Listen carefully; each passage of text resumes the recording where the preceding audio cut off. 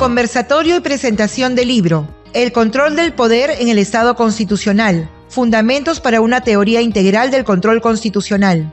Participan Pedro Hernández Chávez, magistrado del Tribunal Constitucional y autor del libro. Gustavo Gutiérrez Tixe, magistrado del Tribunal Constitucional. Ernesto Blume Fortini, expresidente del Tribunal Constitucional. Lourdes Flores Nano, especialista en Derecho Constitucional.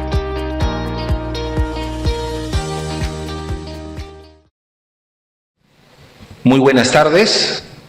El Tribunal Constitucional y el Centro de Estudios Constitucionales les da la más cordial bienvenida a la presente actividad académica. Conversatorio constitucional y presentación del libro El control del poder en el Estado constitucional. Fundamentos para una teoría integral del control constitucional, cuyo autor es el señor magistrado del Tribunal Constitucional, doctor Pedro Hernández Chávez. Integran la mesa de honor la señora magistrada del Tribunal Constitucional, doctora Luz Pacheco Serga, quien es presidenta en funciones del Tribunal Constitucional, el señor magistrado doctor Pedro Hernández Chávez, magistrado del Tribunal Constitucional del Perú, el señor magistrado del Tribunal Constitucional del Perú, doctor Gustavo Gutiérrez Tixe, el señor magistrado y director general del Centro de Estudios Constitucionales, doctor Elder Domínguez Haro, y nos acompañan el doctor Ernesto Blume Fortini, expresidente del Tribunal Constitucional, y la doctora Lourdes Flores Nano, especialista en Derecho Constitucional. Vamos a dar inicio con el presente programa y recibimos con fuertes palmas a la señora magistrada Luz Pacheco Serga, presidenta en funciones del Tribunal Constitucional, para las palabras de bienvenida.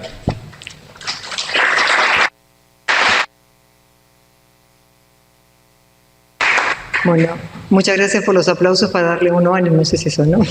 Aunque escuché alguna vez decir que los aplausos deben ser al final y no al comienzo, pero es una manera también de, no sé, de recibir. Muchas gracias a todos por estar presentes, en particular al doctor Ernesto Blume, que de una manera volvió a su casa, aunque en otro marco, ¿no? Y a la doctora Lourdes Flores, que es una académica y también una constitucionalista muy conocida, a los magistrados que me acompañan. Pienso que este libro que ha publicado el doctor Hernández realmente confirma que el concurso que le llevó a ser magistrado del tribunal pues ha sido un concurso muy bien llevado, que nos ha permitido contar hoy en día con un magistrado que reúne muchas competencias en lo personal, en lo profesional y en lo académico. Yo no tengo la suerte de leer el libro, recién lo estoy conociendo ahora y voy a poder enterarme un poco más de su contenido, pero doy fe que en las reuniones que tenemos del Pleno es una persona pues muy conocedora de los temas que está desarrollando en esa publicación. Por lo menos conozco el tema general. Yo solamente eso quería darles la bienvenida, agradecer la participación de cada uno, en particular de los invitados, y desearles que pasemos una bonita velada. Muchas gracias.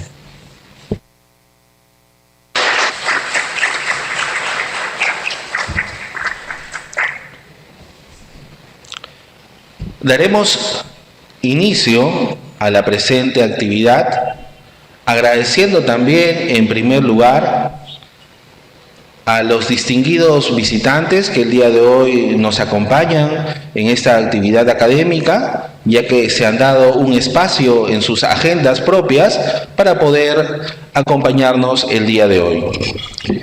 Inicia la presente actividad académica en calidad de panelista para brindar sus comentarios, apreciaciones y hacer el análisis del caso respecto del libro del magistrado doctor Pedro Hernández Chávez.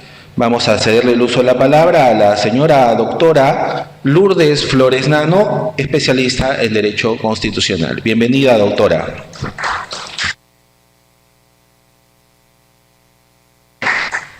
Muchas gracias. Señora Presidenta en ejercicio, distinguidísimos miembros del Tribunal Constitucional, querido amigo y expresidente del Tribunal Constitucional, doctor Ernesto Blume, yo les agradezco muchísimo el honor de estar en este evento rodeada de magistrados del Tribunal Constitucional y siendo la excepción a esa regla como modesta abogada y política, porque en este libro hay un contenido político que no se puede soslayar. Y me honra que el doctor Pedro Hernández haya tenido la gentileza de invitarme para decir unas palabras, porque sin duda se trata de una obra jurídica muy importante que no solo se da en el momento adecuado para hacer unas reflexiones muy importantes sobre la realidad jurídica y política de nuestro país actual, sino que evidentemente se hace con un enorme contenido académico, con un valiosísimo contenido académico.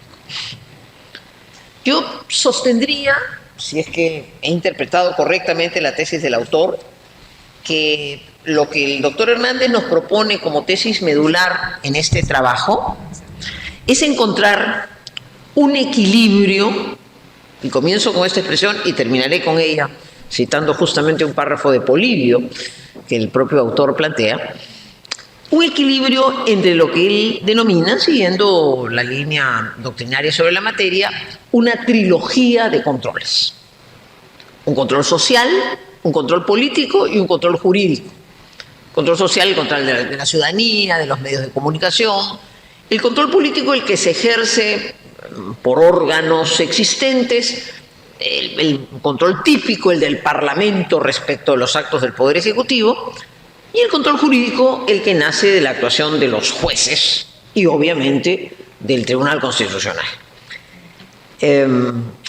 Pero lo que el autor analiza, y analiza con prolijidad y con profundidad, es que en los tiempos modernos, fruto además de las corrientes del llamado neoconstitucionalismo, se ha exacerbado, quizás es la expresión, se ha ponderado, se ha priorizado, se le ha dado un peso muy fuerte al control jurisdiccional sobre todos los otros controles. Y entonces resulta muy interesante que un magistrado del Tribunal Constitucional diga: lo que hay que lograr es un equilibrio entre los distintos tipos de control. Porque si la balanza se inclina hacia la judicialización de todo, y vamos a volver a ese tema, se produce un desequilibrio que rompe el orden que debe tener el Estado constitucional y la democracia. De modo que este es el elemento medular del planteamiento, de la tesis formulada por el doctor Hernández, que me parece no solo muy clara y muy inteligente, sino muy necesaria de ser seguida de manera ordenada. Porque efectivamente, ya si entramos a los temas más complicados, es evidente que hay una tensión permanente en muchos campos, y voy a hacer un recuento. Todo esto está desarrollado con profundidad, en fin, yo solamente estoy haciendo una pincelada de la abundante doctrina, jurisprudencia nacional comparada que hay sobre la materia. Es evidente que hay una contraposición entre el control político y el control judicial. Podríamos hacerlo desde una perspectiva primero académica, pura. La judicial review, el control judicial de los jueces, que le permite decir, en el caso concreto, no aplico una ley, es una expresión de una fuerza del juez que le dice al Parlamento: tu ley aprobada con la formalidad que corresponde en un Estado constitucional democrático, no la aplico porque mi deber es hacer que prevalezca la Constitución. Entonces, frente al caso concreto, no se aplica la ley. Pasando a la teoría kelseniana, ¿no es cierto?, y a la concepción del Tribunal Constitucional como legislador negativo, que ya no solo no aplica la ley al caso concreto, sino que la expulsa del sistema jurídico.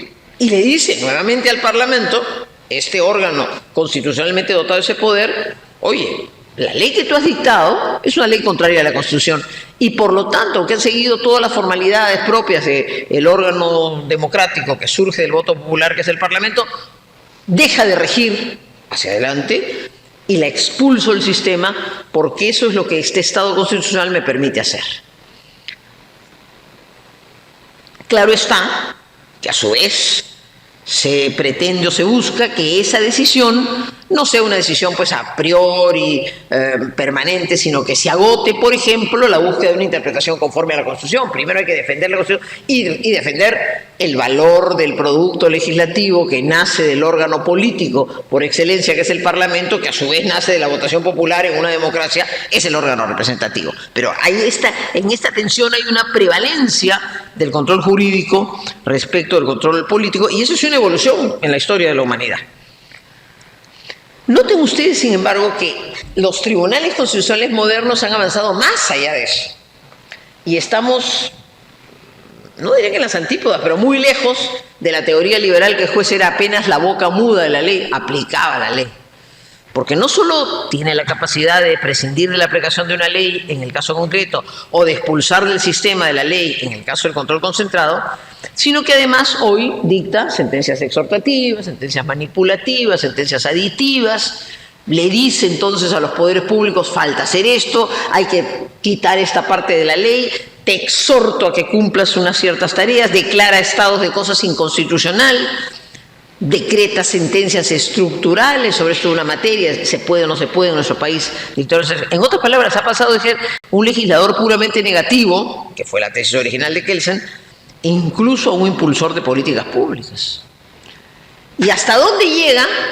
Que es otra materia que en la parte final del libro el autor pide una necesaria evaluación por parte del propio Tribunal Constitucional.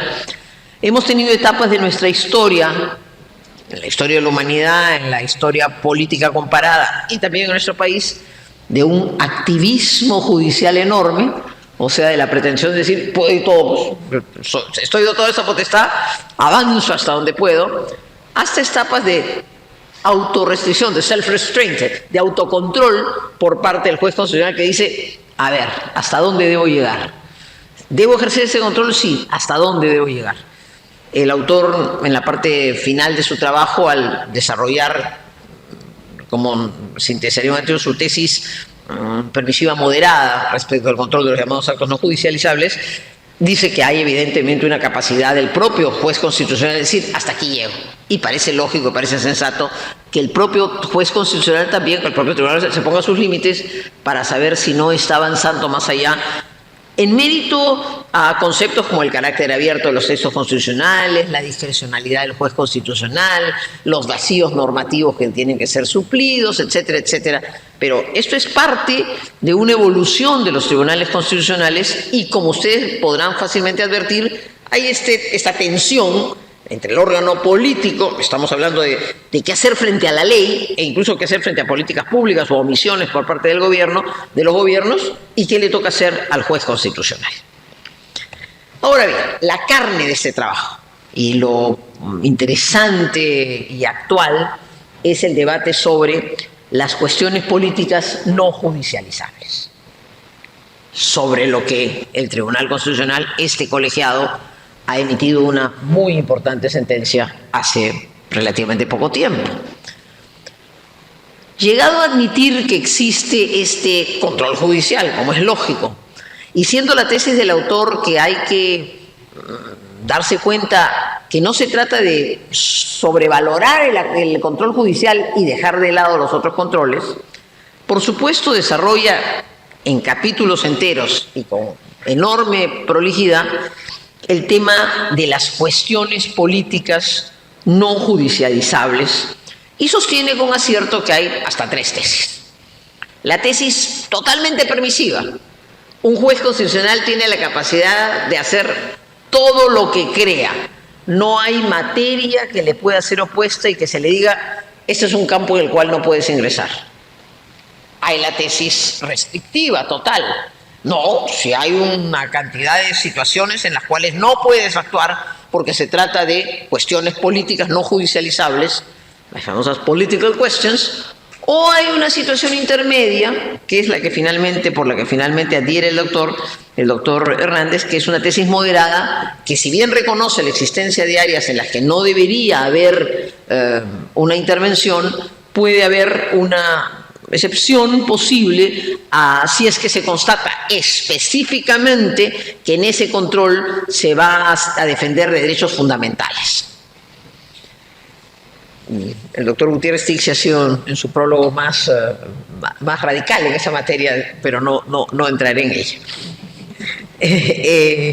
Esencialmente el problema es Tribunal Constitucional versus Parlamento. Vamos, ahí está el quid de la cuestión. Porque el Parlamento es el órgano político que por esencia, el órgano político constitucional que por esencia ejerce el control político, es un órgano político, nace de la votación popular y es un órgano fundamental en una democracia. Y del Parlamento emanan actos legislativos, la ley, y hemos analizado las cosas que pueden pasar respecto a que a lo largo de la historia, en los últimos siglos han venido dándose respecto a la ley, pero también hay actos no legislativos. Y ahí es donde la fineza de lo político no judicializable es donde tiene que afinarse. Hay actos propiamente políticos. Bueno, no diré que a nadie se le ocurriría, porque se nos han ocurrido en los últimos, o han ocurrido en los últimos tiempos cosas que a nadie se le ocurriría. Pero me imagino que todos coincidiremos en que la censura de un ministro, pues no podría lograr un amparo, ¿no? O sea, censura a un ministro y el ministro dice, no señor, se han violado mis derechos fundamentales porque yo tengo derecho a ser ministro de Estado. Amparo. Tribunal Constitucional, repóngame porque ha habido... No. Presumo que nadie en este auditorio, no me atrevo a decir que nadie en el país, pero presumo que nadie en este auditorio secundaría esta tesis. Acto puramente político. Pero claro, ya cuando entramos en la cuestión de confianza, la cosa se complicó, ¿no? Y tuvo que haber un pronunciamiento 1 tremendamente equivocado y un pronunciamiento 2 tremendamente acertado que corrigió la situación, y estábamos en una situación de carácter político. Claro, fue una cuestión competencial, pero, digamos, debería quedar claro que el marco de lo estrictamente político, así como tampoco se le podría pues cuestionar al presidente de la República que designe un ministro de Estado, ¿no? Son actos de la naturaleza estrictamente políticas. Tampoco creí nunca ver dudas sobre las competencias del Parlamento para la designación de altos funcionarios, a lo cual el autor le dedica varias páginas, y las hemos visto. O sea, un juez que para el nombramiento de los miembros del Tribunal Constitucional, un juez que dicte una medida cautelar para la designación del defensor del pueblo. Eso parece impensable, ¿no? Es una atribución típica, clara, consagrada en la Constitución al Parlamento, y sin embargo la justicia constitucional, en un exceso de activismo, ha dicho no, sí. El Tribunal Constitucional, con su reciente sentencia, ha puesto coto a esos excesos y lo ha hecho muy bien. Me parece que es muy importante que eso quede claro. Área más gris y más difícil, y por eso el autor creo que plantea el tema, las tesis moderadas, son las áreas cuasi jurisdiccionales. Investigaciones parlamentarias. Me parece que está muy bien hecha la distinción en los temas de ética parlamentaria, ¿no? Esas no son pues propias, son temas que no tienen que ver propiamente con el derecho fundamental de la persona, tienen que ver con la función, son temas, le llama relaciones funcionales. Acusaciones por infracciones constitucionales, es extraordinariamente buena esa parte en que se analiza todo el tema de las infracciones constitucionales y si éstas deben tener una tipicidad, como planteaba Valentín Paniagua con ocasión del caso de los magistrados del Tribunal Constitucional y algún sector de la doctrina, o si es más bien una fórmula amplia. Hay esfuerzos doctrinarios de tratar de alinear, de hacer un listado de lo que son infracciones constitucionales, y nuevamente ahí la pregunta, ¿y hasta dónde llega el control constitucional? Ante juicios. Entonces yo creo que ahí hay un buen planteamiento, una distinción entre lo que sería la invocación de vulneración de derechos fundamentales y el estatus funcional. El estatus funcional no puede ser materia de un amparo. Lo que puede ser materia de un amparo es la vulneración concreta, se vulneró mi derecho de defensa, el proceso fue absolutamente arbitrario, ¿no? Pero mi estatus funcional, yo quiero conservarme en esa posición porque en fin, no corresponde. Eso no es un tema de vulneración de derechos y por lo tanto poner ese límite es muy importante. Abundan explicaciones sobre casos muy interesantes y emblemáticos. Yo tuve un rol cuando se defenestró a los magistrados del Tribunal Constitucional en la época de los 90 y llegamos hasta la Corte Interamericana, y la Corte Interamericana sostuvo en ese caso que también en ese caso fue una acusación constitucional por infracción constitucional, no puede ser ilimitada, o sea, tiene unos límites, hay unos deberes que cumplir, y me parece que fue una sentencia importante. Se hace mucha referencia a la sentencia Tineo Cabrera, ¿no es cierto?, que ha sido que fue todo un cambio en la jurisprudencia. El autor es crítico respecto a esa sentencia. No sé si el magistrado Eto estaba en esa época, no lo recuerdo en ese momento. Fue una sentencia que marcó efectivamente un derrotero en un caso en que un vocal de la Corte Suprema fue defenestrado y vino un amparo y el amparo cuestionó la actuación del Parlamento, ¿no? En un caso de acusación, me parece que fue. Los casos de Alan García y de Javier Descansé con comisiones investigatorias y los casos de las congresistas del fujimorismo, que fueron también defenestradas por... los dos primeros claramente por investigación y las segundas también por comisiones investigadoras. Entonces, ese es un área gris, porque ahí el Parlamento cumple una función cuasi jurisdiccional. Sin embargo, me parece que el distingo que se intenta es bueno. Una cosa es que se vulneren derechos fundamentales y otra cosa es que alguien diga, no, usted no me puede tocar en mi puesto. No, esas son relaciones funcionales. Eso tiene que ver con el funcionamiento del Congreso, de cada uno de los órganos estatales, y si el Parlamento está dotado de los poderes para tomar decisiones, eso no es cuestionable. Por lo menos no lo es en vía de amparo. Lo cual no quiere decir que no hayan los otros mecanismos, pues el control social, el de la opinión pública, el control político, en el juego político natural de las mayorías y las minorías. En buena cuenta, la tesis del control moderado que se propone es: el control solo es posible cuando se acredite genuinamente vulneración de derechos fundamentales. Esa es la determinación y ese es el límite para no entrar a las llamadas cuestiones políticas no judicializables. Pero el solo hecho que el Tribunal Constitucional peruano y una obra académica como esta comience a definir con claridad cuáles son las political questions, cuáles son los asuntos en los que no hay un control judicial y sí hay un control, y control político, porque no es que sean actos exentos de control. Todos defendemos, repetimos permanentemente, y es correcta la tesis, en un Estado constitucional no hay áreas exentas de control. No lo hay. Hay un control de naturaleza política. ¿Por qué tiene que ser judicial? Hay un control de naturaleza política, hay que dejar que ese control se desarrolle y hay, por supuesto, que procurar que ese control se realice con el respeto al debido proceso en el marco de un Estado constitucional. Finalmente, hay todo un muy interesante desarrollo del papel del Tribunal Constitucional como dirimente de conflictos competenciales, materia en la cual también ha habido un cambio muy importante. Creo que si uno revisa la jurisprudencia de los últimos 30 años, no sé, del Tribunal Constitucional, desde que se creó este nuevo tribunal, primero pues eran competencias pequeñas entre los gobiernos locales, discutían si el límite de propiedad, o el límite territorial, si el proyecto tal o cual está... O sea, así comenzó el tema, ¿no es cierto? Los conflictos competenciales de esa envergadura. Ya fueron avanzando, ¿no? Ya en un determinado momento el Tribunal Constitucional se enfrentó al Poder Judicial en una cuestión de competencia entre el Poder Ejecutivo y el Poder Judicial, por ejemplo, en los casos de los casinos y los autos usados, ¿no? Y le dijo, ni una acción de amparo más, ni una medida cautelar más, se suspenden los procesos. Uy, la Corte Suprema saltó, hay por ahí un comunicado que dijo, esto es un choque de trenes, ¿no? Y el Tribunal Constitucional fue clarísimo, dijo, no, acá se pone fin a esta situación y la puso, ¿no es cierto?, en una sentencia que fue una afirmación del poder del Tribunal Constitucional. Pero los conflictos actuales han sido mucho más complejos y han necesitado un Tribunal Constitucional mucho más relevante en sus posiciones. Conflictos entre el Ejecutivo y el Legislativo, como el que he citado en la cuestión de confianza, con una posición A y una posición extraordinariamente corregida, gracias a Dios, B. Conflictos entre el Legislativo y el Poder Judicial recientísimos. Ahí es donde se ha planteado con claridad, estas son las cuestiones políticas no justiciables, muy bien definidas, muy importante que eso se defina. Y recientemente conflictos entre el Ministerio Público y la Junta Nacional de Justicia.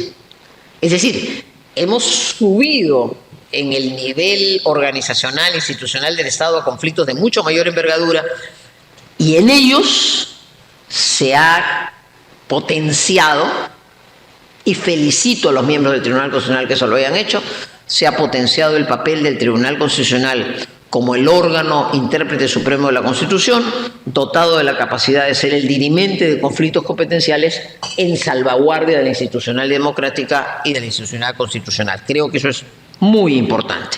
Por eso la sentencia sobre cuestiones políticas no justiciables es sumamente importante. Pero el autor termina diciendo, y no le falta razón, y creo que no hay que asustarse de esa afirmación, cita además abundante doctrina de muchos autores que coinciden con ese concepto, es que el Tribunal Constitucional no es solo un órgano judicial. No ejerce un control jurisdiccional, que duda cabe, pero también tiene un contenido político. Y no hay que aterrarse de eso. Lo que pasa es que no es una política partidarista. Lo que pasa es que no es una política sesgada, parcializada. Es la política con P mayúscula. Es el interés público, es el interés de lo colectivo, es el interés de la defensa de la supremacía constitucional. ¿Y tiene que tener una óptica política? Claro que sí, claro que tiene que tenerla. Pero no para razonar políticamente. No tiene la discrecionalidad absoluta del político que puede fijar posición, que en un debate delibera. Aborda el problema político, no evade una mirada política al problema. Como hay razón, un país en el que durante décadas no hemos tenido Senado de la República, probablemente el Senado ahora va a ayudar a que esa dirimencia más política, ojalá no, pueda darse a ese nivel. Pero tiene ese carácter dual y no hay que ocultarlo, ni hay que tenerle miedo. Si se ejerce con calidad y con prestancia y con serenidad y con ponderación. De las casi 800 páginas, mi querido doctor Hernández, que tiene este libro que he leído, verán, poniéndole colorcitos, chancón, empeñosa, hay 2 páginas con las que tengo una profunda discrepancia. Y tengo al frente o al costado a las 2 personas a las que quería hacerle llegar este sentido, esta sentida reflexión. Porque el doctor Hernández, después de haber dicho con toda claridad que usted, el control judicial no puede ser tan férreo, hay límites, sin embargo avala la voz de su amigo, compañero, maestro y guía, el doctor Gutiérrez, dice en el caso Castillo. No sé, a mí me parece que las páginas, cuando 6 ilustres peruanos planteamos la acusación contra el presidente Castillo, ¿no es cierto? Nuestra acusación constitucional. ¿Quién cuadró al procurador? Doctor Gutiérrez dice aquí presente, un balbuciante procurador que no sabía cómo defenderse, mientras el doctor Gutiérrez que le decía, usted va a decirme que la opinión pública, que la palabra de un presidente es causal.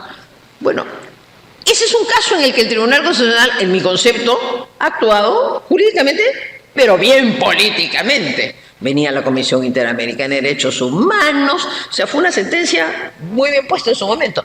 Yo dije que fue una derrota dulce. ¿No es cierto? Nos sacaron la mugre, nos destrozaron nuestra acusación, nos mandaron a que se calificara otra vez, pero sirvió mucho democráticamente en ese momento, lo reconozco, fue bien política. Ahora, ya que estamos desarrollando esa tesis, ¿era un caso en que el Tribunal Constitucional debía pararle la mano al Congreso? Yo creo que no, porque yo creo que si hubiéramos seguido el camino del control político, primero se hubieran dado cuenta que no éramos 6 locos que habíamos planteado esto. Desde el caso del presidente Giscard d'Estaing, que en el caso del atolón de Mururoa obligó con su sola declaración a que Francia tuviera que suspender los ensayos nucleares y la Corte Internacional de Justicia así lo dijo.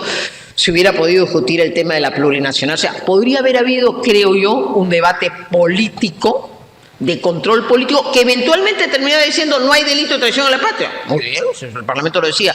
¿Hay una infracción o no hay una infracción? Habría que haber discutido eso, pero en todo caso hubiera abierto el debate. Es verdad que la sentencia no anula el proceso, lo devuelve a su etapa inicial, anula el informe y lo devuelve a la etapa inicial de la evaluación.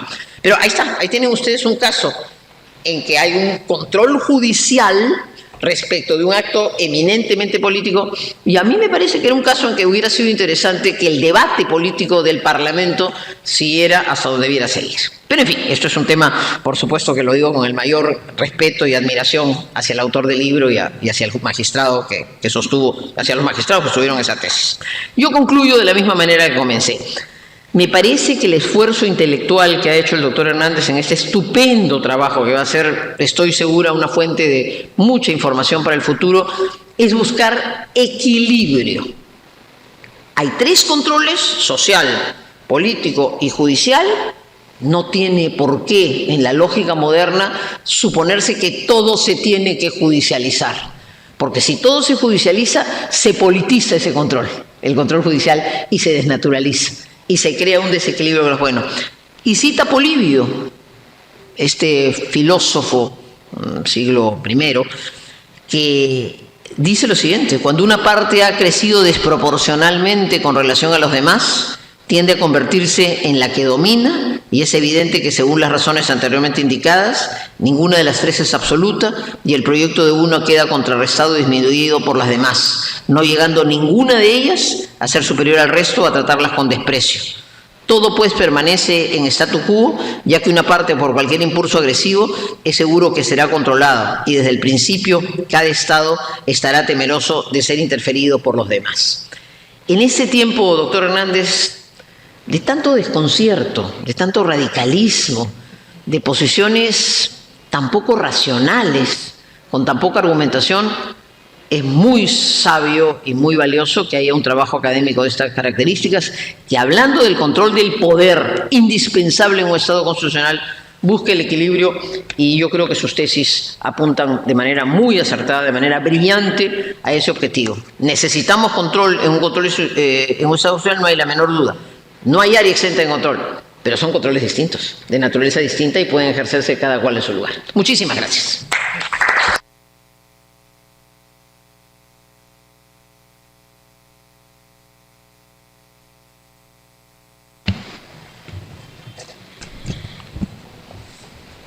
Se hace llegar un especial saludo al doctor Gerardo Eto Cruz, ex magistrado del Tribunal Constitucional y también ex director general del Centro de Estudios Constitucionales. Siguiendo con la programación de la presente actividad, vamos a dejar en uso de la palabra para sus comentarios y apreciaciones al señor doctor Ernesto Blume Fortini, expresidente del Tribunal Constitucional. Muchas gracias.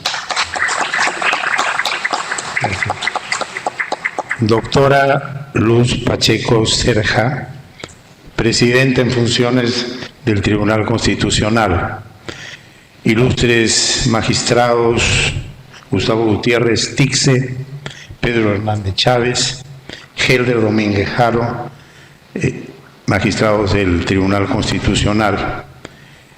Doctora Lourdes Flores Nano, especialista en Derecho Constitucional. Asisto con mucho agrado y con mucha emoción a esta presentación del estupendo trabajo elaborado por el señor magistrado Pedro Hernández Chávez, el cual trata sobre un problema que está en las entrañas mismas del constitucionalismo.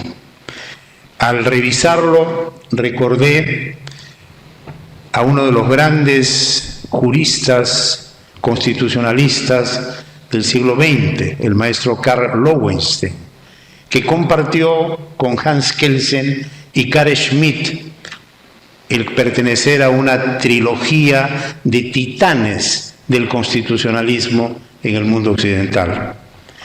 Y él, en su obra Teoría de la Constitución, empieza sus reflexiones sobre el origen del constitucionalismo hablando de la enigmática tríada, y sostiene que en el ser humano, en todo ser humano, hay tres fuerzas vitales que pertenecen a su esencia, a su naturaleza humana y al misterio de la vida. ¿Cuáles son esas tres fuerzas vitales? La fe, el amor y el poder. Y sostiene que las dos primeras están ligadas a la virtud, mientras que el poder está ligado a la sensualidad. El detentar poder produce placer. Y sostiene que el poder se da en diversas dimensiones, en una relación interpersonal, en una relación grupal, en una relación social. Y cuando el poder se da en esta tercera dimensión, estamos frente a una de las modalidades del poder político. Y sostiene que estas tres fuerzas vitales no tienen explicación racional ni lógica, pero la historia de la humanidad demuestra que el ejercicio del poder político está siempre ligado a una negativa posibilidad de incurrir por sus detentadores en exceso y en abuso de poder. Y que el gran esfuerzo del constitucionalismo es establecer mecanismos de control y de compensación del poder para evitar exceso y abuso de poder. Y este libro que hoy nos trae el magistrado Pedro Hernández trata precisamente sobre el poder. Por eso sostengo que es un libro que rescata una de las esencias del poder. Ese poder político que pertenece al pueblo como colectividad y que se traduce en dos tipos de poder. El poder constituyente, que es el poder fundacional del Estado-Nación, y el poder constituido, que es el que se desarrolla en el marco de la Constitución. Y desde fines del siglo XVIII, esta creación del abate Joseph Emmanuel Sieyès no ha sido superada hasta la actualidad. Algunos han tratado de discutir la tesis de Sieyès, pero Sánchez Viamonte sentencia: después de Sieyès, los demás han comentado como si fueran corifeos, pero no han superado la teoría del poder constituyente y del poder constituido. Y a mí me impacta profundamente que este libro afronte un tema de fondo y de esencia y de consistencia del derecho constitucional. Y por eso, por ese esfuerzo, felicito al doctor Pedro Hernández Chávez. Es un libro que comprende toda la problemática desde digamos, las aproximaciones iniciales hasta llegar a lo que Lourdes ha definido con brillantez, la tesis del equilibrio y el rol del Tribunal Constitucional en el control del poder. Pero él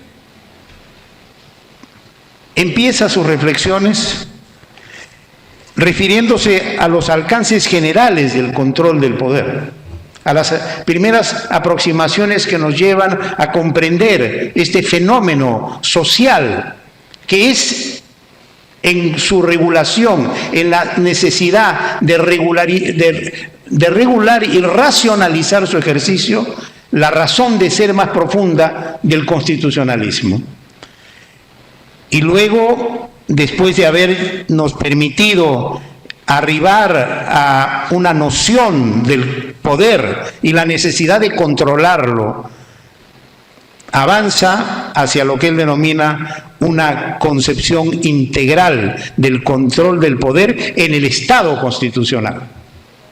Estado constitucional que es la forma más moderna de Estado en donde gobernantes y gobernados se rigen por el imperio de la Constitución, por la soberanía de la Constitución, y en donde no hay territorio liberado de control cuando se trata de preservar los valores que esa Constitución postula. La persona y sus derechos, y la propia Constitución en cuanto a expresión del poder constituyente, que es el poder fundacional del Estado-Nación. Y después de ubicar la concepción integral del poder o del control del poder en el Estado constitucional, va directamente a la yugular de lo que podríamos decir los inconvenientes de un ejercicio inadecuado del control del poder, cuando señala el inconveniente proceso de juridización del control del poder. Y alerta, como bien lo ha señalado Lourdes, alerta sobre los peligros de una judicialización del control del poder. Y se pregunta después, ¿es posible controlar jurisdiccionalmente a la actividad política? ¿Es esto posible? ¿Es posible que un órgano y una función especializada en la impartición de la justicia constitucional pueda controlar una actividad tan evolutiva y tan conflictiva y multidimensional como es la política? Y ahí emerge su teoría del tribunal como órgano especializado del control constitucional del poder. Y rescata entonces, en un momento muy importante en nuestro país, en donde quienes no están de acuerdo con que las cosas marchen por el camino constitucional han llegado al extremo de cuestionar al propio Tribunal Constitucional, porque dicta una medida cautelar que rescata su rol de juez de las competencias y para a un poder judicial que desde mi punto de vista se extralimita e incurre en menoscabo competencial del Congreso. Pero han surgido una serie de voces y entonces este libro en este momento es muy importante porque demuestra a aquellos críticos que el tribunal tiene en su esencia ese control constitucional del poder. Como bien ha dicho Lourdes, esboza entonces el autor una noción integral del poder, habla del poder, del control, mejor dicho, del control como noción integral, habla del control social, del control político, del control jurídico, dentro del control político, del control electoral, del control ciudadano, del control institucional, del control parlamentario. Y después de todo un desarrollo muy prolijo, que yo pondero y reitero mi reconocimiento y mi felicitación, él cierra su obra señalando lo siguiente, y me voy a permitir leer con la venia del autor. Dicho en términos simples, dice en el epílogo de su obra, la actividad política puede y tiene que ser controlada, pero para ello se debe desarrollar un marco conceptual y dogmático distinto al existente, que es el aplicable para los casos de control jurisdiccional, que parte de una lógica doble simple, pero nada sencilla. La actividad jurídica se controla con parámetros jurídicos, mientras que la actividad política requiere sus propios parámetros. En ese esfuerzo, acota el autor, la consagración de los tribunales o cortes constitucionales no necesariamente debe asumirse como la realización de un juzgamiento conforme al derecho solamente, sino que toda valoración de las conductas y normas jurídicas inferiores debe también tener en cuenta las consideraciones políticas que son inherentes a toda constitución política y su doble naturaleza de norma jurídica e instrumento o pacto político. Se debe agregar que esta característica ha sido consagrada en la mayoría de los textos fundamentales cuando se señala que dicho intérprete supremo toma las decisiones con arreglo a la Constitución. Es que lógico, la Constitución no solamente es un texto de derecho positivo, es un conjunto de principios, de valores, una racionalidad, una lógica, yo diría una filosofía del legislador constituyente. Y ahí está también su esencia política. Y señala entonces, toma sus decisiones con arreglo a la Constitución, precisamente concebida como el instrumento jurídico guión político que se convierte en el parámetro de contrastación y operación verificadora que los diferencia de los tribunales propiamente judiciales de naturaleza jurídica indiscutible. Y cierra el autor con este comentario: resulta indispensable tener siempre presente la naturaleza y los alcances funcionales de los tribunales constitucionales, órganos especializados en el control de la Constitución que, en la definición de sus competencias y en el ejercicio de las mismas, no pueden dejar de respetar y garantizar la naturaleza dual, política y jurídica del texto fundamental que precisamente controla. Por esta razón, es imprescindible que estos altos tribunales se encuentren integrados por juristas que, esto tiene que oírlo el Congreso de la República, además de ser especialistas en derecho constitucional, posean un conjunto de características que a modo de cualidades, capacidades, competencias, habilidades y actitudes garanticen su idoneidad académica, profesional, personal y ética para el desempeño de tan importante responsabilidad. Como todo en la vida, el tema en el fondo es humano. Es humano. Y ese es el drama del Perú, que no llegan normalmente los más calificados y tenemos estos escenarios que hoy nos conmocionan todos los días y respecto a los cuales salimos al frente para tratar de colocar las cosas un poco en orden. Dicho esto, entonces, no me queda más que reiterar mi felicitación más efusiva al profesor Pedro Hernández por este esfuerzo que sé que le ha costado sangre, sudor y lágrimas, como dirían nuestras abuelas, ¿no? Pero que es una obra que debe ser leída y debe ser difundida. Y por lo tanto, los insto a que se compenetren con ese trabajo. Creo que uno de los grandes problemas del Perú es que no se entiende que el poder tiene que ser controlado y nada otorga licencia para cometer exceso y abuso de poder. Eso es todo. Gracias.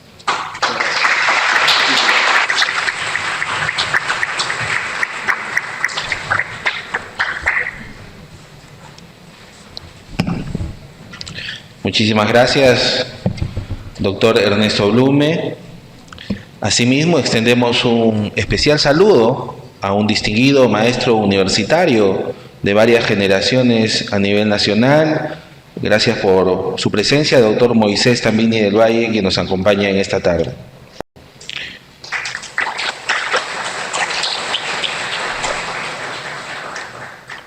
Continuando con el programa de la presente actividad académica, va a participar el señor magistrado del Tribunal Constitucional, doctor Gustavo Gutiérrez Tixi, para que nos pueda brindar sus apreciaciones y comentarios sobre el libro que estamos presentando. Doctor Gutiérrez, con su venia.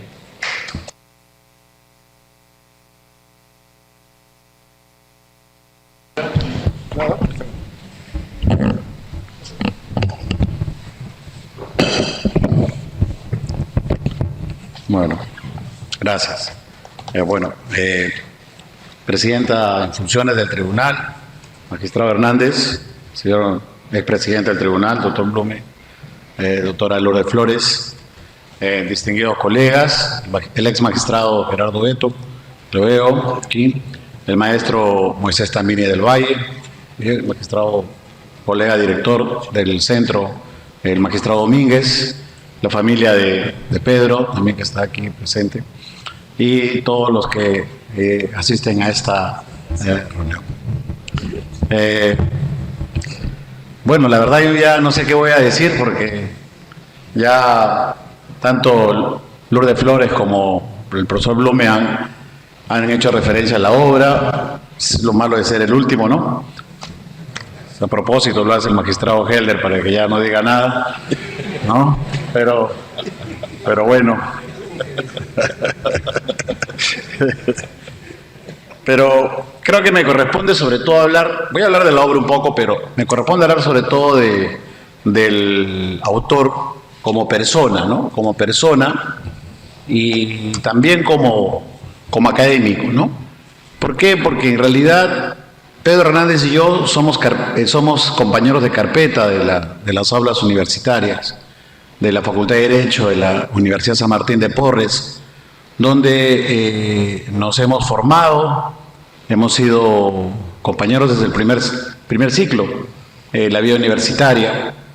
Luego nos perdimos un tiempo y volvimos a encontrarnos en la maestría de Derecho Constitucional de la Universidad Católica, y luego nos volvimos a perder un tiempo y de vuelta nos encontramos en el Congreso de la República como asesores parlamentarios y otra vez nos perdimos un tiempo y nos volvimos a encontrar en el Tribunal Constitucional cuando tuve el honor de ser elegido y le invité a Pedro a tomar un café para conversar con él e invitarlo a que sea mi asesor principal en el Tribunal Constitucional. Entonces, es así como volvimos a trabajar, y luego después, meses más tarde, Pedro ahora es elegido magistrado, y ahora ya no tenemos una relación funcional, ¿no?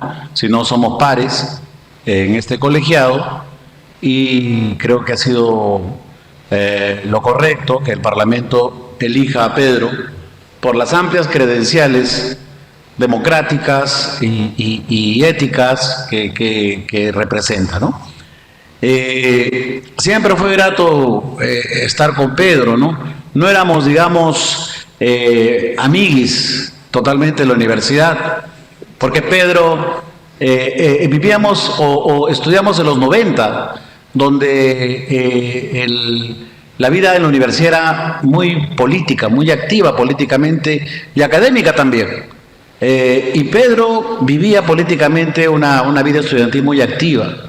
Era dirigente del social cristianismo, ¿no? El que la lideresa era Lourdes Flores en ese momento, ¿no? Y había muchos jóvenes que hoy en día siguen el social cristianismo, otros ya no sé qué cosa ha pasado porque han cambiado radicalmente, ¿no? Pero Pedro se dedicaba mucho a la actividad política, muy leal a sus principios sociales cristianos, y yo diría que hasta el día de hoy los mantiene, ¿no? En mi caso, en cambio, en la universidad, no propiamente estuve en la vida política, pero sí muy cerca de la vida política, porque finalmente tuve un círculo de estudios, fundé un movimiento académico, y bueno, tiempo después me fui a trabajar con un maestro del derecho penal en su casa, y bueno, me dediqué bastante a la actividad académica, pero siempre, repito, esto generó un primer peldaño de amistad entre Pedro y yo, que ha sido consolidado con el paso del tiempo, ¿no? Esa es esa primera impresión de Pedro como un social cristiano, activista, defensor de los derechos ligados al cristianismo, la vida, la dignidad humana, etcétera, ¿no? Luego después ya en la universidad y en el Congreso, pues tuvimos algunas posturas referentes sobre todo a la parte económica de la Constitución, al rol del Estado, etcétera, y hasta el día de hoy tenemos ahí posiciones bastante controversiales entre nosotros mismos, ¿no? Que eso nos enriquece, ¿no? Porque precisamente el debate, la confrontación de ideas nos permite inclusive mejorar los puntos de vista que podamos tener. Pero bueno, en todo caso, reiterar que en esos años 90 fue muy interesante la vida política y la vida académica. Y nosotros fuimos formados por grandes maestros, yo diría los últimos maestros del derecho constitucional, ¿no? Porque estaba ahí Darío Herrera Pulsen, ¿no? Darío Herrera Pulsen, que tiene un libro que se llama Derecho Constitucional e Instituciones Políticas, le decíamos Darío Herrera Pilsen, le decíamos, y estaba también Alfredo Quispe Correa, un gran maestro injustamente encubierto con la historia del pensamiento constitucional, pero que debería llegar el momento de que se le rinda un inmenso homenaje a Alfredo Quispe Correa por todos los aportes que dio al constitucionalismo peruano. Y nosotros los teníamos en las aulas universitarias, en el día a día, los teníamos en los salones a los cuales asistíamos, y el pensamiento que ellos tenían no solo es escribiendo, sino también en la reflexión, siempre fue bastante rico, ¿no? Y en un tiempo en el cual, quizás como digo, era el tiempo de la finalización de los grandes maestros, ¿no? Que en esa época también de alguna u otra manera tenían un rol protagónico, como por ejemplo Enrique Chirino Soto en la vida política, la Constitución al alcance de todos de Chirino Soto, que era una Biblia para nosotros, El mismo Marcial Rubio Correa. Marcial Rubio Correa, que estaba en el otro lado, en la Universidad Católica, pero que sin embargo era un gran teórico, lo tuvimos de profesor en la maestría, y realmente pues era un gran teórico de lo que significa el fenómeno del poder. Tan es así que en su constitución, hasta el día de hoy, muy a despecho seguramente de los que han continuado o que continúan la obra de Rubio, ¿no? En su libro La Constitución de Rubio Correa señala que las infracciones constitucionales no deben ser tipificadas.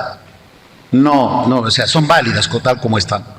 ¿Por qué? Porque son calificaciones políticas que se hacen y que lo hace la representación.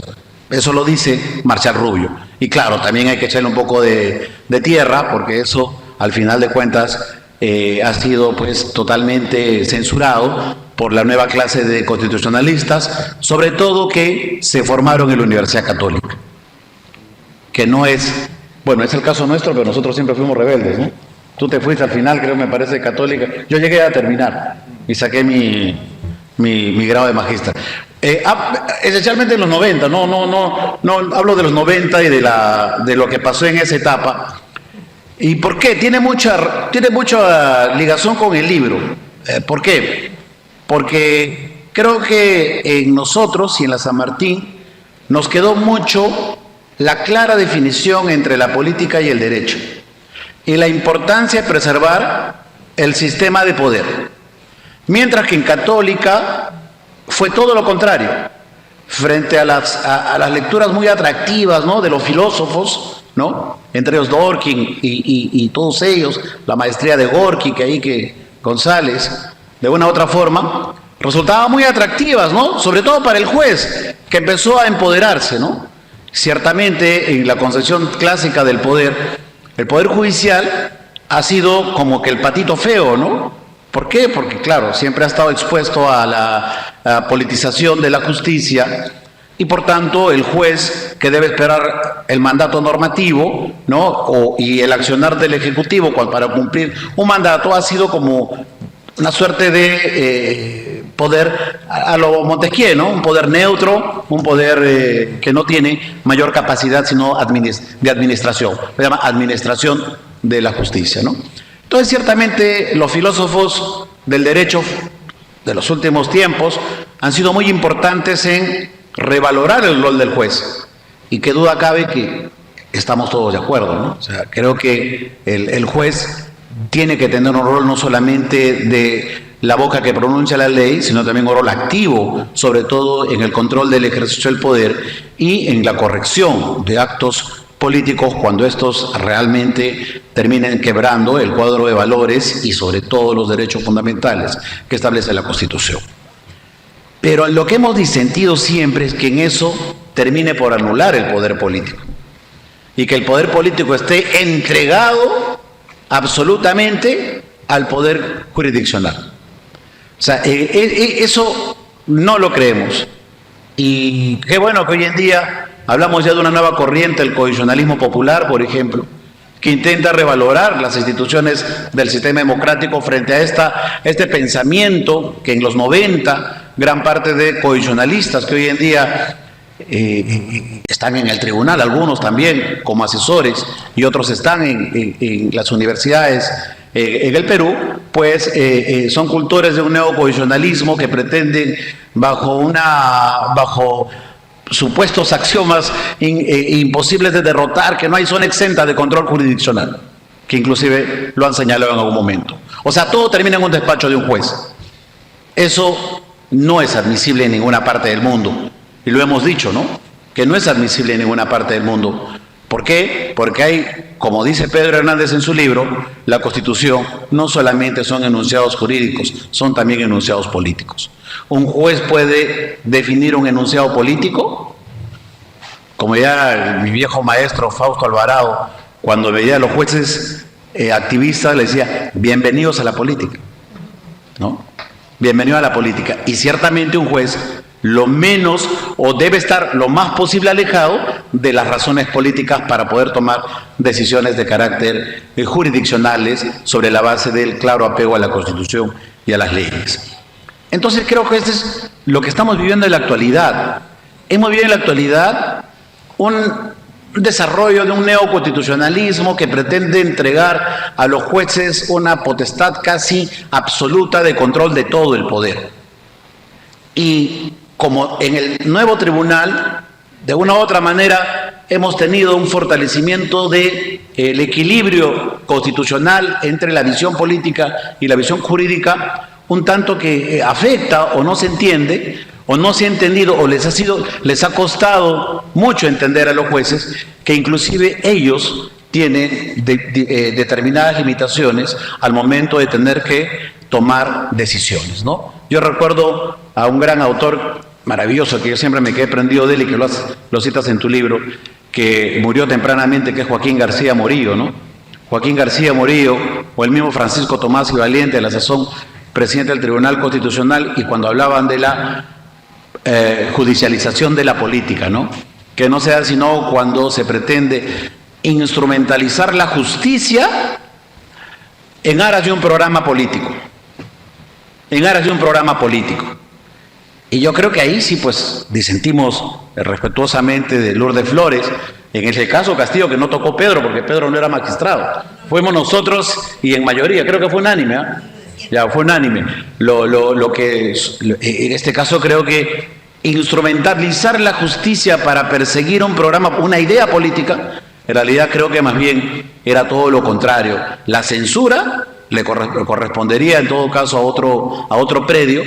Giuseppe Bergortini hablaba que algunos actos indebidos políticamente pueden ser sancionados difusamente con la censura del elector al momento de una elección. Pero por el hecho de una palabra, un error verbal o una equivocación de frase o inclusive a propósito no, creo que instrumentalizar el sistema de justicia más bien iba en todo en el sentido contrario. Pero bueno, son pareceres, son perspectivas y puntos de vista. Pero lo cierto es que el libro realmente es sumamente importante, porque vuelve a ese cauce, ¿no? Al cauce de estudiar seriamente el control político, la teoría del poder, y creo que es un libro realmente trascendental en América Latina, porque después de Diego Valadez, que diríamos que es el último, en realidad desarrollar seriamente toda la teoría del poder y su mecanismo de control, no solamente dando esa posibilidad al sistema de justicia, sino también reconociendo los espacios propios del control político en predios políticos, realmente resulta importante e interesante. Yo creo que es un libro de obligada lectura. Allí hay un prólogo mío, además, que me pidió generosamente Pedro en su momento, y creo que contribuye sobre todo a esa búsqueda de equilibrios en el modelo constitucional. Creo que hemos dado un gran paso, y esto nos ha servido, sí, pues en la praxis, el libro, el trabajo de Pedro, que venía desarrollando para su doctorado muchos años, en la famosa sentencia en la cual hemos tenido un rol protagónico, Pedro y yo, porque en realidad ha sido permanentemente discutida entre nosotros para someterlas a criterio del Pleno, en la sentencia 3/2022, que es la que reconoce la doctrina de la political questions, y que ciertamente siempre hay un pregón que desinforma. Ciertamente creemos que es una doctrina en retroceso, en reducción, pero no anulada. No está anulada. Porque, repito, el mismo libro de Pedro indica, y todos nosotros sabemos, la Constitución es un documento político y jurídico. Vidal Campos, Lobestein, Benzagüez, no hay nadie que no reconozca esa dualidad de la Constitución. Por tanto, eso significa que ciertamente van a existir siempre razones políticas que en todo caso tienen que tener controles políticos y que no pueden estar sujetos a un pronunciamiento judicial. Cuando el Poder Judicial quiere entrar a esas razones políticas, es donde se evidencia la politización, la judicialización de la política. Y eso es tan nocivo, como diría Joaquín García Morillo, como la politización de la justicia. O sea, son extremos inadmisibles que no se pueden justificar. Así que te felicito, Pedro. Yo creo que el libro tiene que distribuirse en gran parte de América Latina, porque es importante, sobre todo en estos tiempos en el cual desde el derecho se pretende hacer filosofía, tratar de colocar los puntos esenciales para poder buscar el equilibrio en aras de un constitucionalismo popular. Yo creo que los parlamentos, con esto voy a terminar, ciertamente el Parlamento, por ejemplo, está muy desacreditado, es verdad, es una organización que en muchos casos merece el reproche ciudadano, pero no dejan de ser representantes del pueblo. Y es el medio central donde la soberanía popular se expresa. El poder del pueblo significa el poder de la voluntad ciudadana. Y no puede haber un poder técnico que pretenda anular del todo el poder del pueblo. El equilibrio de la razón sustancial. Que busquemos mejorar la calidad de los parlamentarios es otra cosa. Pero pretender, bajo el argumento de que no son los adecuados los que están en las asambleas populares o legítimamente elegidos por el voto popular, yo creo que es un abuso que termina nuevamente en el extremo de la judicialización de la política, que es para mí algo inadmisible. Y creo que eso me da mucha satisfacción entender la obra de Pedro sobre el control del poder, porque reconoce claramente que no solamente es el sistema judicial, sino también el sistema jurisdiccional. Y termina con un punto bastante interesante, ¿no? Que es el rol nuestro. Y en esa lógica creo que nos entendemos. Nosotros somos un tribunal excepcional, somos un tribunal kelseniano, esa es la postura que tenemos, no todos seguramente, un tribunal kelseniano. Por eso que tenemos hasta la potestad del arbitraje en los procesos competenciales. Somos árbitros, somos mediators en los procesos de conflicto de poderes, ¿no? Y ciertamente ahí también juega un rol el proceso de selección de los jueces del Tribunal Constitucional, de los magistrados del Tribunal Constitucional, ¿no? Y la importancia ciertamente, como diría Sartori, de los actores. Y claro, los actores significa no solamente las credenciales técnicas, sino también la pertinencia de quien va a ser un juez constitucional, de tener esa mesura y ese equilibrio de entender las razones políticas y las razones jurídicas, que es finalmente un aspecto central en nuestro modelo.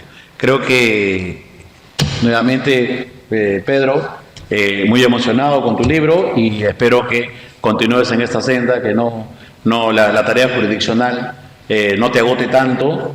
Y bueno, pues nos podemos amanecer quizás de vez en cuando para seguir trabajando en la parte académica. Muchas gracias.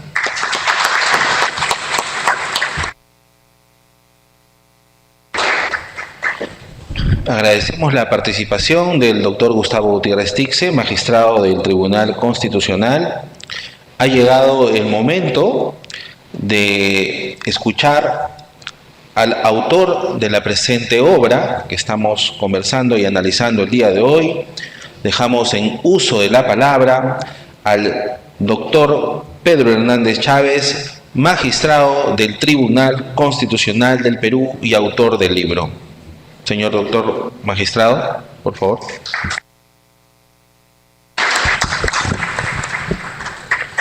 Muy buenas noches, señora Presidenta en funciones, apreciada magistrada Pacheco, apreciado amigo, señor magistrado Gustavo Gutiérrez, señor magistrado Geller Domínguez Jaro, apreciado expresidente del tribunal, maestro Ernesto Blume, apreciada doctora Lourdes Florenado, además de experta en Derecho Constitucional, constituyente de 1993.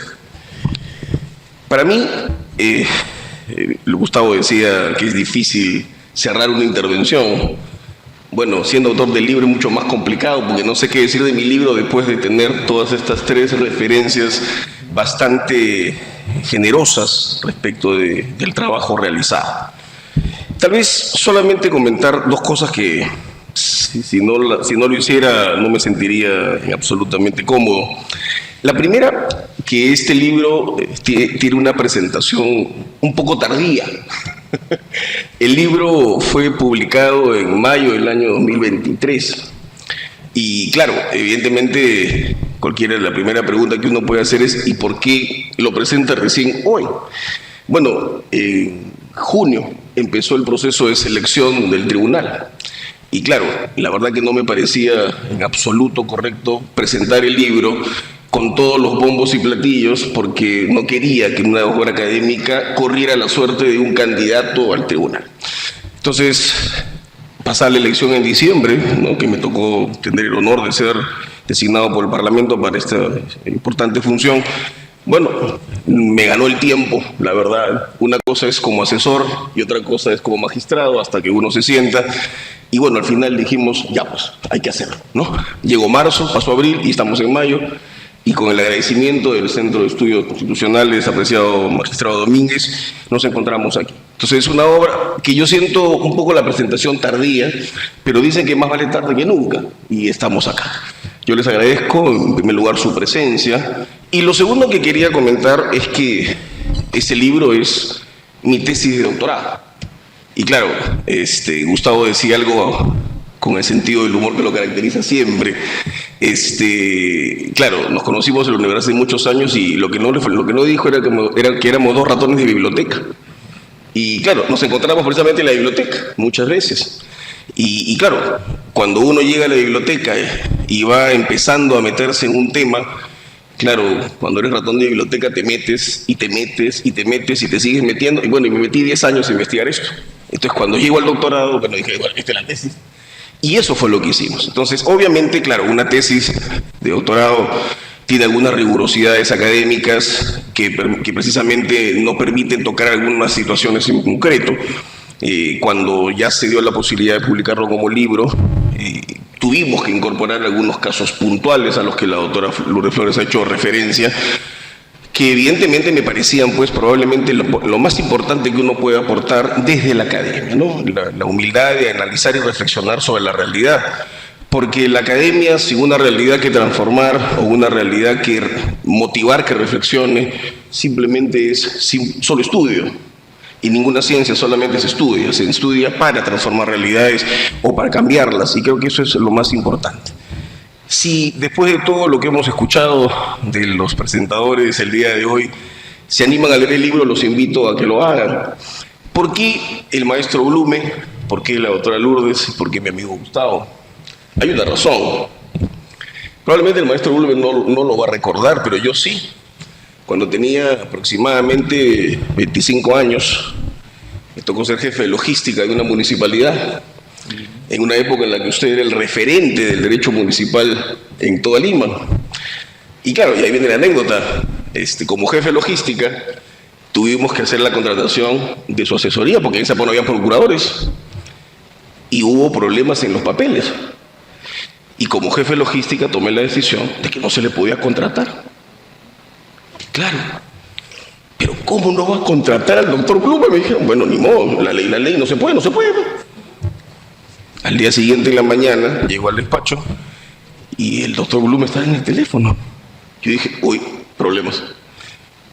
Me sorprendió que me dijera, doctor Hernández, sí, discúlpeme por haber presentado los papeles de manera inadecuada. Cuando vuelvo a ver la convocatoria, los presento. Y que es verdad, un maestro a veces enseña no solamente con la cátedra, también enseña con el ejemplo. Y ahí aprendí que cuando un hombre tiene poder, tiene que saber ejercer. Gracias por estar.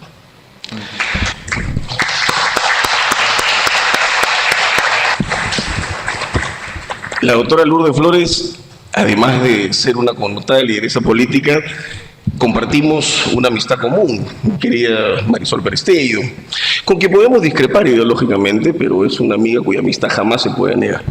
Fuera de sus dotes intelectuales, el ser constituyente, y quien habla es un ratón de biblioteca, ha tenido la posibilidad de revisar muchas de sus intervenciones precisamente en la constituyente y aprender indirectamente de eso. Y el día de hoy le agradezco muchísimo que haya sido esa mixtura entre la academia y la praxis política, porque esta obra tiene eso. Mi amigo Gustavo lo decía bastante bien. Esta obra, si a algo aspira, es por lo menos a intentar abrir un camino de discusión respecto de un tema que en los últimos años creo que nos ha traído como país muchos problemas. Así como tan malo es politizar la justicia, es pésimo judicializar la política.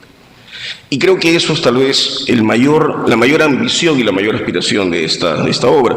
Y qué mejor que una política connotada para comentarlo y resaltar justamente esos aspectos. Gracias por estar acá.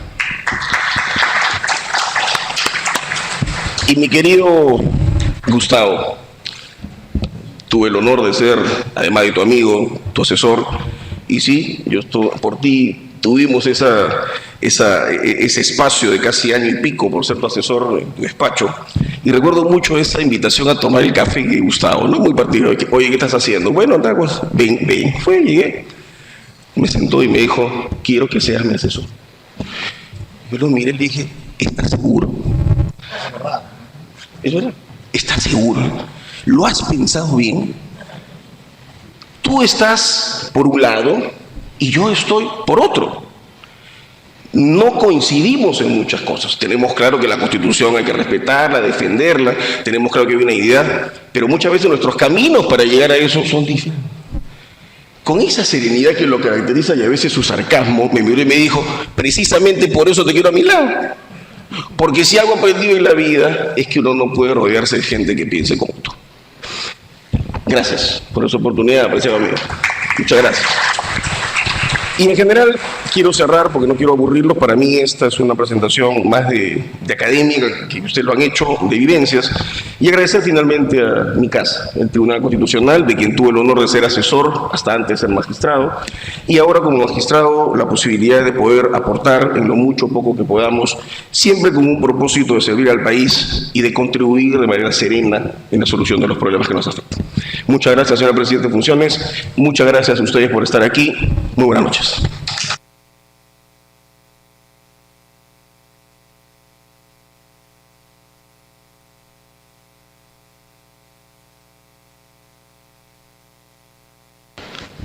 Con la venia del auditorio, pido un segundito para hacer una pequeña coordinación.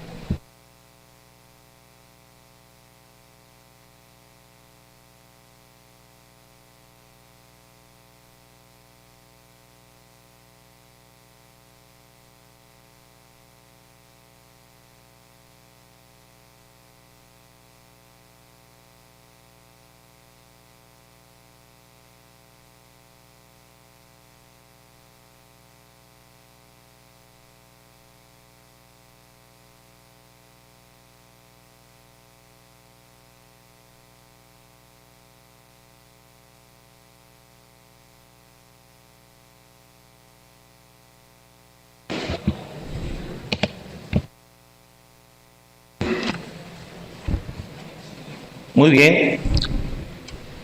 Se hace de conocimiento al distinguido público que hoy nos acompaña que al finalizar el evento pueden acercarse hacia la parte de atrás para que puedan apreciar la obra del señor magistrado, doctor Pedro Hernández Chávez. Ahí la pueden apreciar.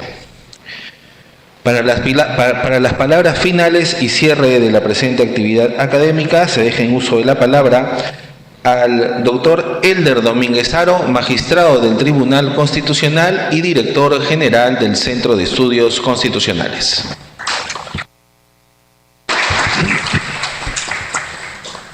Tengan todos ustedes muy buenas noches. Presidenta encargada, Luz Pacheco, y distinguidos profesionales, magistrados, juristas que nos acompañan, al igual que todos ustedes. Es realmente para mí una grata satisfacción participar en esta actividad como cierre, porque me va a permitir, con el permiso de todos ustedes, señalar algunos aspectos que no puedo dejar de no mencionar. Y también valoramos, por ejemplo, la amistad que tiene Pedro con Gustavo, esa cercanía, ¿no?, en la década de los 90. En esa época yo todavía no nacía, así que por eso no he podido estar con ustedes. Sin embargo, pero sí recuerdo mucho a la doctora Luz, también a la profesora Lourdes y al profesor, porque en esas épocas recuerdo de Foro Democrático, ¿no? Y bueno, he podido alimentarme gracias a ustedes en sus exposiciones, sus publicaciones. Así sí guardamos aquí nosotros recuerdos invalorables. En cuanto a la obra misma, fíjense ustedes que Pedro, su obra es el control del poder en un Estado constitucional. Va a tratar un tema esencial en razón al principio de fundamentalidad de la Constitución, aquello que regula lo más fundamental para un Estado. Es la persona, nosotros, el poder. Y desde una perspectiva interesante, jurídica y política, el poder es necesario, como son necesarios los derechos. Esa energía, esa capacidad de organizarnos, el poder. Lo malo, por supuesto, es abusar del poder. Igual la política es importante.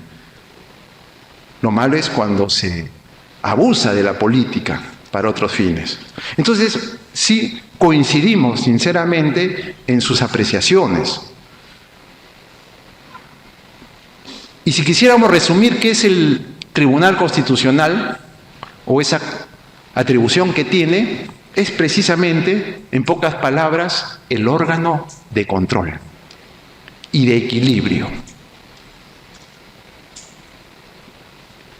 Control de derechos, control y balance de poderes y control de atribuciones de los poderes. Entonces, básicamente, ese es el Tribunal Constitucional. Tratar de equilibrar las cosas, es decir, una labor importante, de gran responsabilidad. Esa trilogía, como también mencionaba nuestra profesora, el poder político, social y jurídico. Y además, aquí nos hace recordar que todos los presentes, de alguna manera, han tenido alguna pluma relacionada con estos tipos de controles. Por ejemplo, el maestro Blume, con su libro El control, el proceso de inconstitucionalidad, por ejemplo, ahí está el poder, ¿no? Luz, por ejemplo, escrito sobre la dignidad de la persona, base de los derechos, y se garantizan a través de su control. La profesora Lourdes, por ejemplo, su Constitución Económica, un libro sobre el derecho y la economía, que regula los derechos constitucionales y también los órganos del poder económico a nivel constitucional. Entonces, aquí vemos que estamos entre personas que conocemos el tema. Y digo esto ¿por qué? Y aquí también coincido bastante. Miren, el derecho constitucional y el derecho procesal constitucional es una disciplina por dos razones. Tiene su propio objeto de estudio y su propio vocabulario, sus propias instituciones para entender mejor estas ciencias. Y es lo que hacemos nosotros, en el sentido de que somos conscientes que las instituciones del derecho constitucional y la labor del Tribunal Constitucional son de una naturaleza binaria, político y jurídico. Entonces, hay que ver también, desde la perspectiva de un juez democrático, el sentido político de las cosas. Y no tratar de trasladar los conceptos del derecho civil, del derecho penal, del derecho administrativo, al derecho constitucional. Es viceversa. Entonces, ahí es un punto interesante. Y este libro contribuye a enriquecer ese vocabulario político, constitucional, de la parte orgánica que corresponde a la Constitución. Entonces, eso es interesante rescatar desde el punto de vista político constitucional. Y eso es la tarea, por supuesto, de aquellos que les corresponde ejercer y equilibrar las cosas a través de la función constitucional. Y finalmente, coincidimos, pero también discrepamos. Por ejemplo, discrepamos en el tema de que nosotros manejamos la tesis de la pluralidad de poderes públicos según nuestra Constitución y Pedro la tesis de los órganos constitucionales autónomos. Sí, bueno, pero ahí está la discrepancia. Nosotros no manejamos verdades absolutas. No descalificamos a otra persona que piensa diferente con adjetivos. No, lo que hacemos nosotros es respetamos su interpretación, pero también que respeten nuestra interpretación, porque la Constitución, como objeto de interpretación, genera diversas interpretaciones. Y lo que tenemos que hacer como Tribunal Constitucional es elegir aquello que razonablemente, desde el punto de vista jurídico, desde el punto de vista político, ¿no?, se debe interpretar, asignarle un sentido. Ojo, asignarle un sentido a la norma constitucional objeto de interpretación.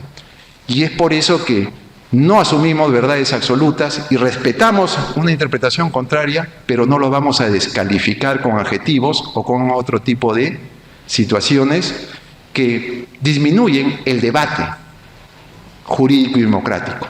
Porque en eso sí también estamos de acuerdo, que nosotros propiciamos un debate democrático, un debate participativo, con personas que piensan igual y que con personas que discrepan.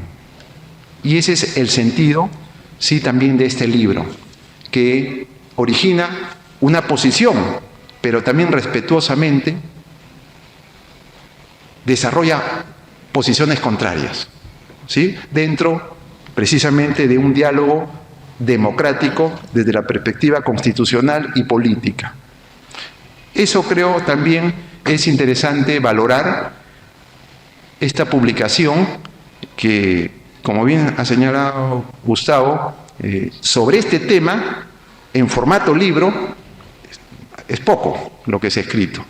Se ha escrito mucho sobre los derechos, pero desde el punto de vista de la Constitución orgánica y de la Constitución económica, son aspectos que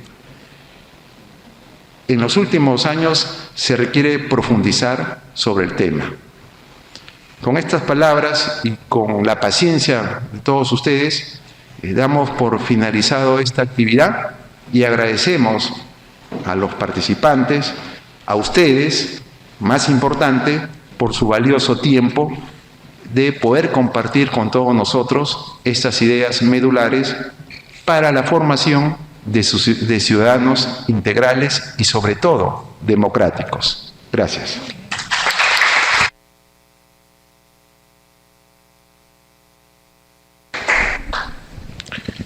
Muchísimas gracias, doctor Elder Domínguez Haro.